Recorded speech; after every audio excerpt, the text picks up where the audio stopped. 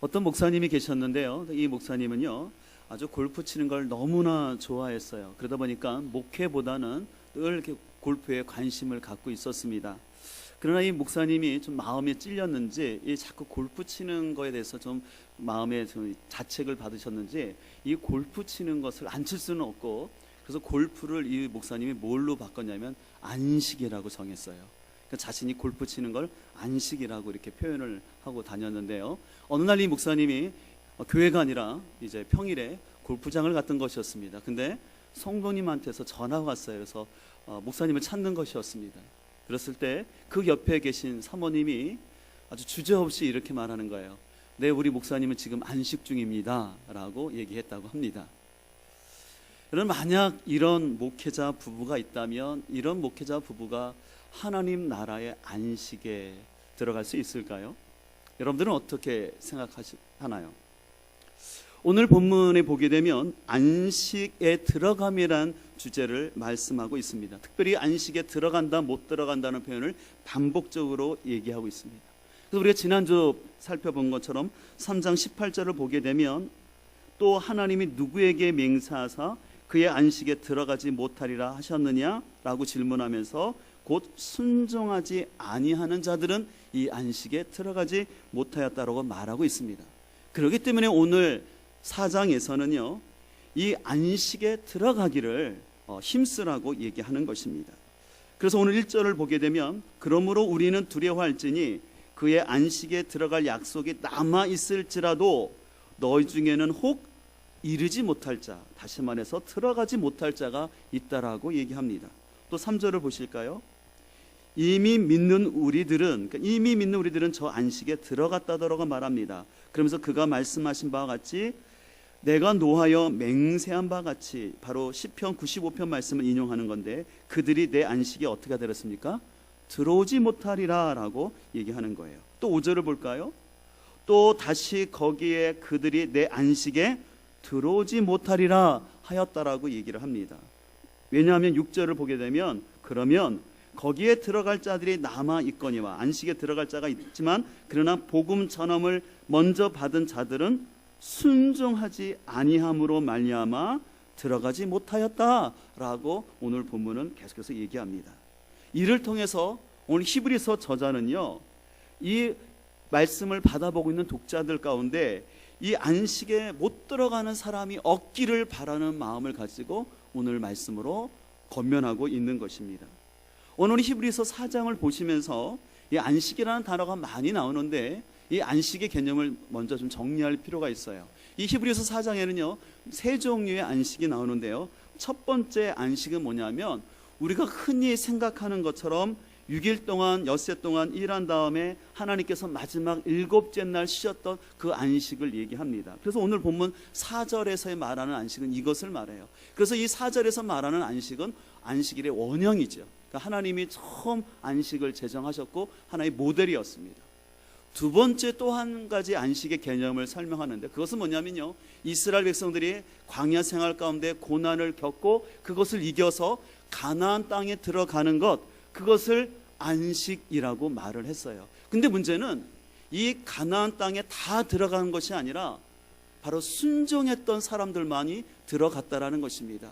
그래서 그 가나안 땅으로 이스라엘 백성들을 인도하였던 이 모세가 그들에게 완벽한 안식을 주지 못했기 때문에, 여호수아가 완벽한 안식을 주지 못했기 때문에 또 다른 날이 있다라고 얘기를 하는 거예요. 이 얘기는 뭐냐면요, 이 여호수아가 완전한 안식을 주는 것이 아니라 그 뒤에 오시는 예수님이 안식을 주신다고 말씀하시면서 이 안식은 그림자라는 거예요. 예수님이 성취할 그 안식의 그림자였다라고 합니다. 그래서 자막을 보여주시면 아까 말씀 세 번째 또 안식을 말하는데, 이것은 바로 예수님이 성취하신 안식으로서 종말론적인 안식이라는 거예요. 다시 말해서 예수님이 완전히 이루신 구원을 말하는 것입니다. 그래서 여기서 예수님은 이제 안식을 완성을 하신 것이었습니다.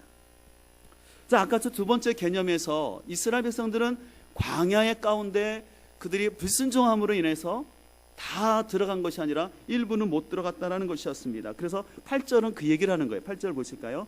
만일 여호수아가 그들에게 안식을 주었다면 그 후에 다른 날을 말씀하지 아니하셨으리라. 그러니까 그러니까 결국은 여호수아가 그들에게 완전한 안식을 주지 못했다는 거죠. 그래서 예수님이 오신다는 거죠. 자, 그래서 9절, 그런즉 안식할 때가 하나님 백성에게 남아 있도다라고 얘기를 하는 것입니다.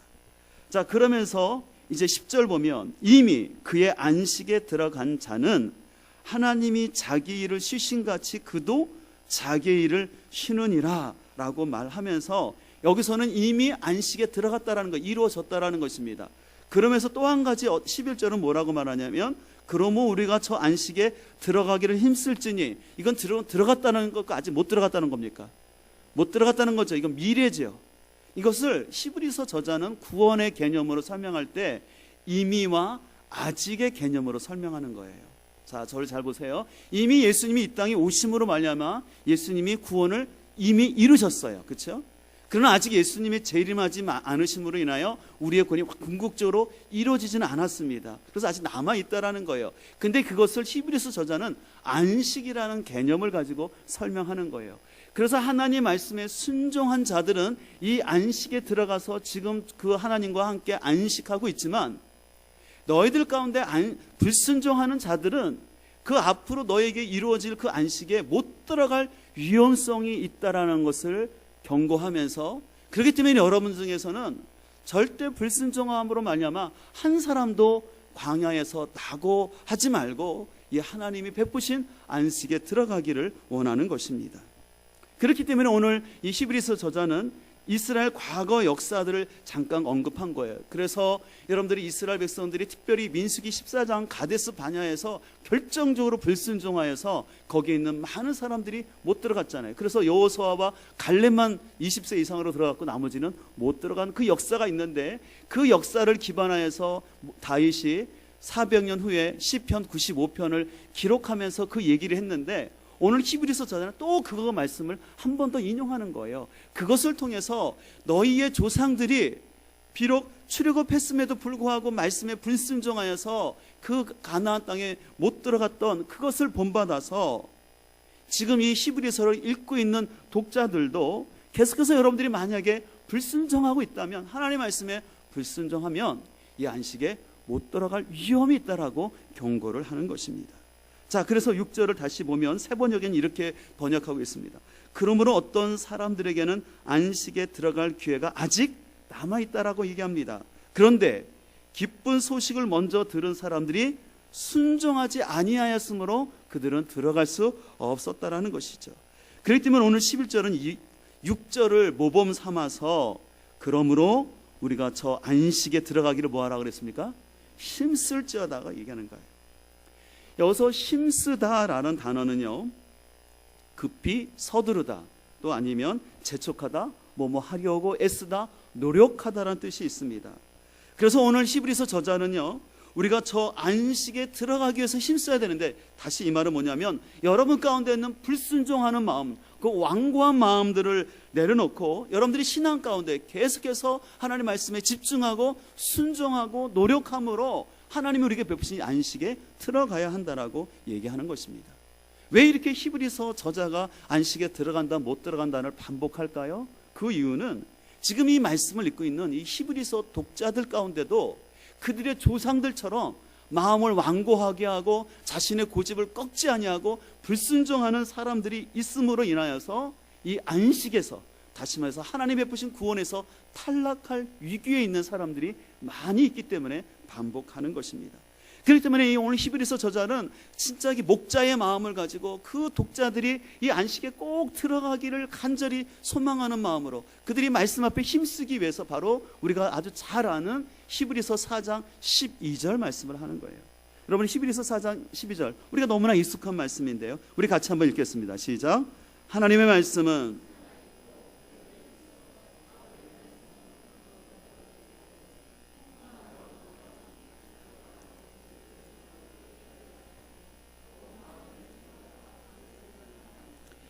네, 여기서 우리가 한 가지 12절 하나님의 말씀은 살아있고, 이거 너무나 우리가 잘 익숙한 말씀이에요.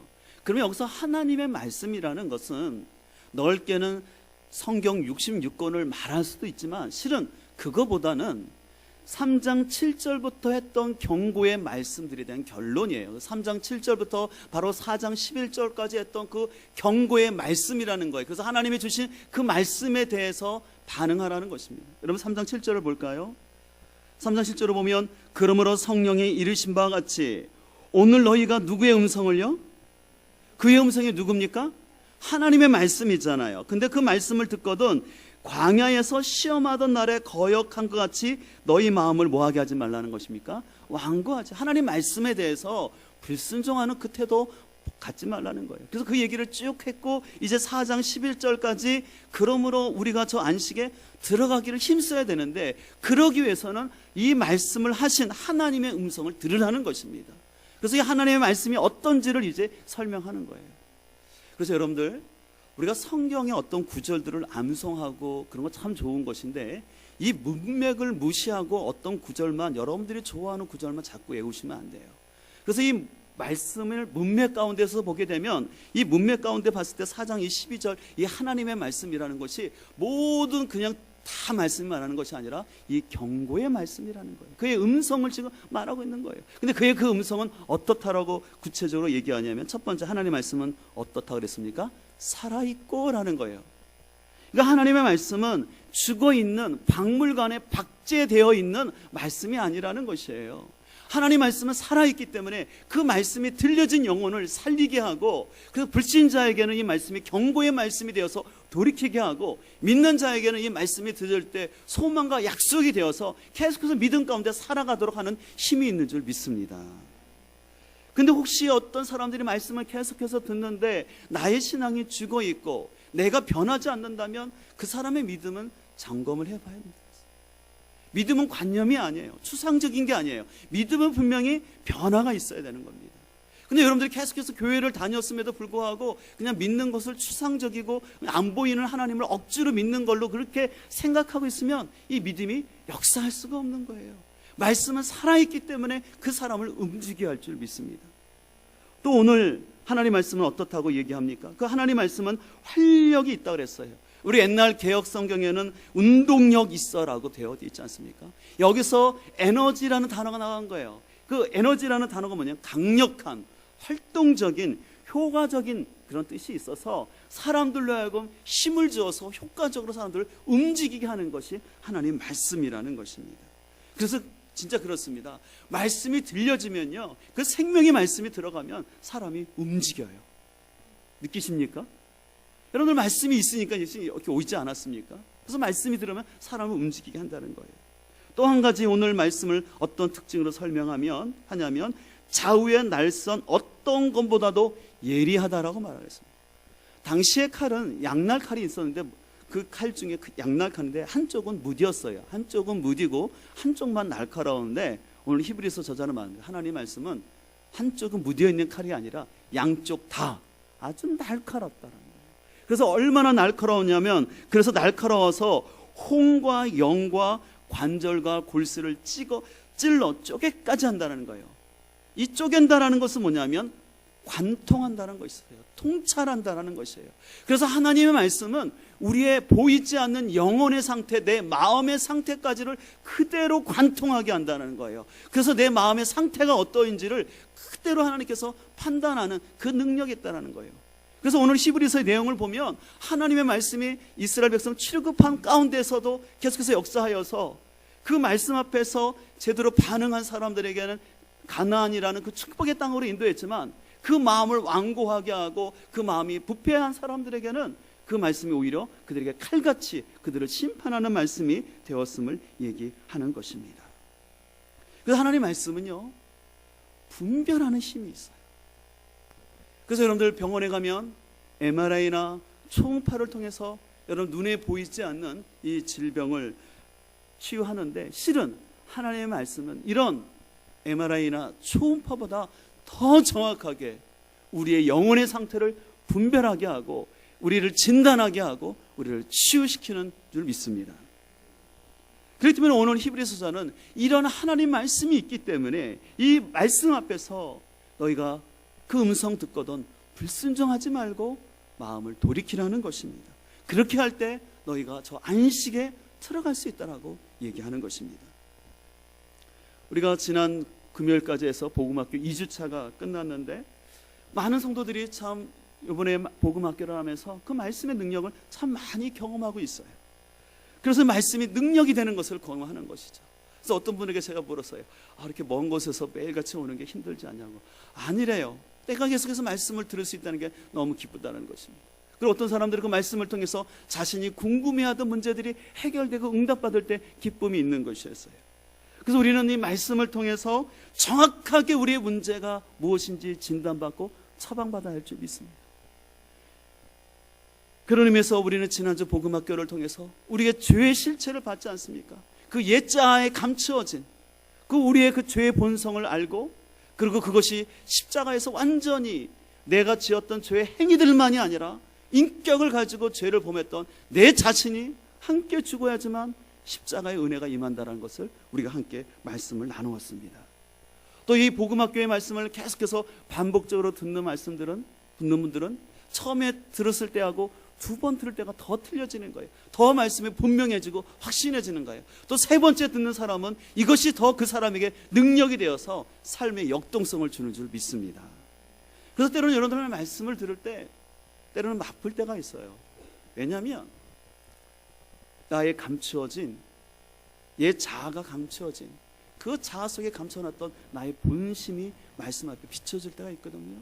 내 안에 있는 어둠이 빛으로 드러날 때 부끄러움과 불편함이 있어요. 그러나 부끄럽고 불편할지라도 이 말씀이 그에게 비춰질 때 우리의 영적인 상태가 찔러 쪼개져서 진단되어지고, 그 진단된 가운데 하나님은 해결책도 주셔서 이 십자가의 복음으로 우리를 치유하시고 회복하여 준 줄 믿습니다.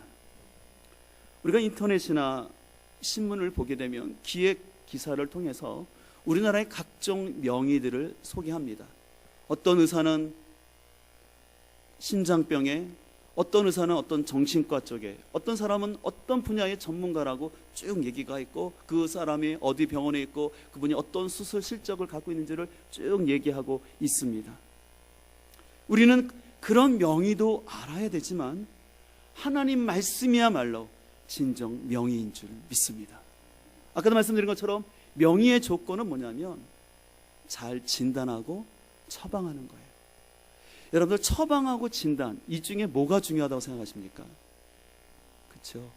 진단이에요. 정확한 진단이 있어야 바른 처방전이 나오게 되는데, 하나님의 말씀은 우리의 영적인 상황을 그대로 정확하게 진단하게 할 뿐만 아니라 거기에 따른 하나님의 치유를 허락할 줄 믿습니다. 근데 가끔 이런 환자들이 있는 것 같아요. 자가 진단하는 사람들이 있어요. 그러니까 내가 어떤 상황을 보고 내가 어디 아프다, 아니면 요즘 뭐 이렇게 TV 그런 데 보면은 여러 가지 의학 프로들이 많지 않습니까? 그럼 거기 나와서 사람들이 막 얘기를 해요. 그럼 여러분들이 가만히 보게 되면 거기서 설명하는 질병들을 보게 되면 다 내가 있는 것 같지 않습니까?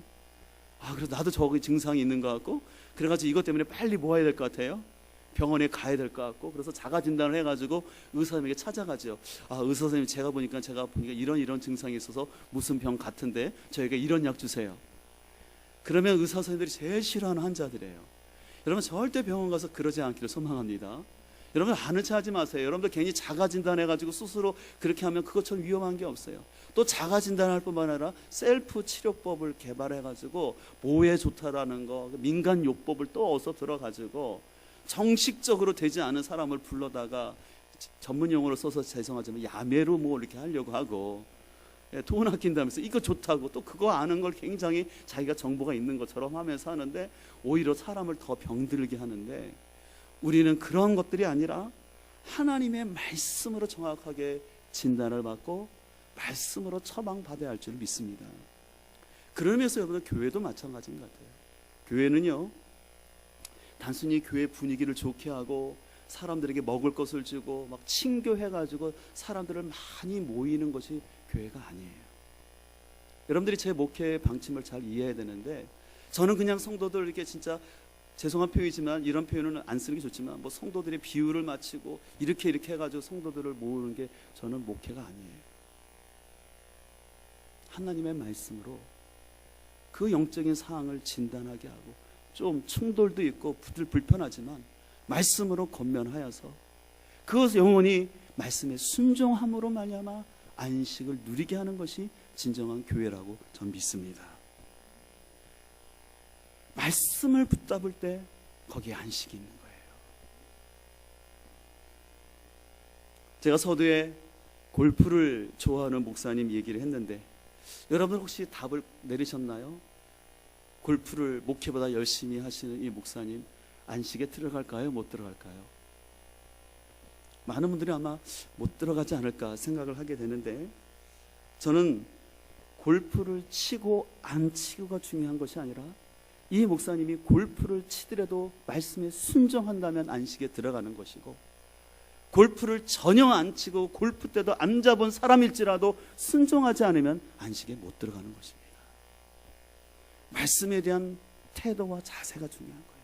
어떤 뭘 해고 안 하고가 보다도 내가 말씀에 대해서 내가 골프를 전혀 안 치는 목회자일지라도 그 마음속에 완고함과 고집을 가지고 자신의 생각대로 살아간다면 그 사람은 하나님 나라에 들어갈 수 없는 거예요.